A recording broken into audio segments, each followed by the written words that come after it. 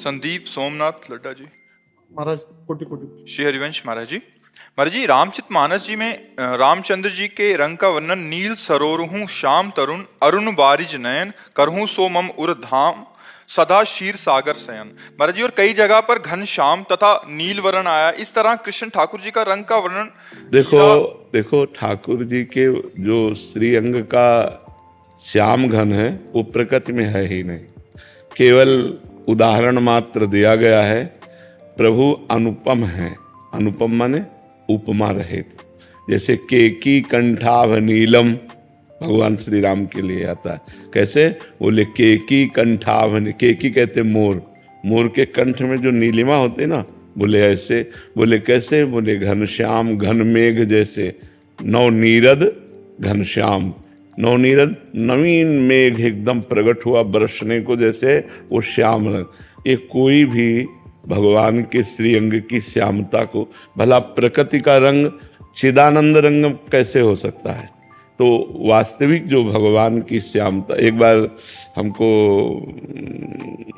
तंद्रा में एक प्राकृतिक मोरपंख दिखाया गया और एक प्रभु के मस्तक पर जो लगा है वो मोरपंख, बड़ा अंतर है, बड़ा अंतर है। प्रभु के श्यामता जो है वो इंद्र नीलमणि श्याम मनोहर, कहीं इंद्र नीलमणि श्याम सुंदर, कहीं नवीन मेघ जलधर, कहीं केकी कंठाभ नीलम, ऐसे जो वर्णन आया है, मान लो नील कमल जैसा आया है। लेकिन ये सब जितने वर्णन हैं ये सब उपमाएं हैं, लेकिन भगवान तो अनुपमेय हैं, उपमा रहित हैं। उनकी उपमा कैसे दी? हमने क्या मोर के कंठ को देख लिया तो भगवान की श्यामता को देख लिया क्या? नवीन मेघ को देख लिया तो भगवान की श्यामता, भगवान के श्रीअंग का एक भी कुछ भी वो सदा सदा के लिए अंतर्मुख कर देगा, बहिर्मुखता का नाश हो जाएगा, प्रेम में विकल हो जाएगा।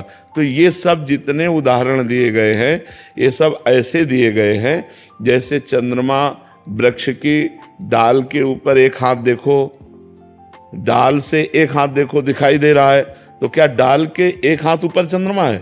लाखों करोड़ों हाथ ऊपर है, लेकिन हमें दिखाई दे देता है कि नहीं दिखाई देता? हाँ हाँ दिखाई दिया। बोले देखो इस अमुक के ऊपर चंद्रमा दिखाई दे, हाँ हाँ दिखाई दिया। तो इसे कहते चंद्र शाखा न्याय। तो हम भगवान की उपमा देते कि लगभग लगभग ऐसे होंगे, हम भावना कर सके।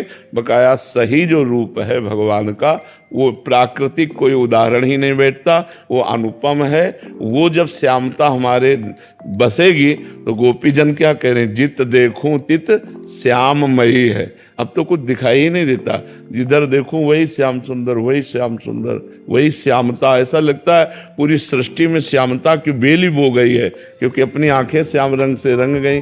पी मूर्ति नैनन बसे तेहि रस रहाय समाए, ए लक्षण सुन प्रेम के और न कछु शुभाए। प्रीतम की मूर्ति बस गई। अब वो श्यामता, वो गोरापन प्रकृति में नहीं है जो प्यारी जी और प्यारे जू में है, जो राम जी और सिया जू में है। नीला है या मेघ श्याम है? श्याम यानी काला का सावला आता है, और नीला तो वो समझ नहीं आ रहा है। ना काले हैं ना नीले हैं, ना वो नीले हैं ना वो काले हैं, वो श्याम है। नाम जप, नाम ध्यान, नाम प्रकट करेगा। देखी रूप नाम आधीना, गोस्वामी जी ने लिखा है ना, देखी रूप नाम आधीना।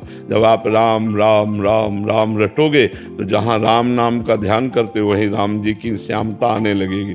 वो श्यामता प्रकृति में किसी से नहीं जोड़ी जा सकती। ना वो काले हैं ना वो नीले हैं, वो ऐसे हैं कि बड़े बड़े गोरे दीवाने हो जाते हैं। बहुत सुंदर है, बहुत सुंदर है। कोटि कोटि कंदर्प मूर्छित हो जाए उनके रूप को देखकर, ऐसे सुंदर है प्रभु। और ये इतने सुंदर है कि वो स्वयं मोहित हो जाते हैं अपने बाल रूप में। जब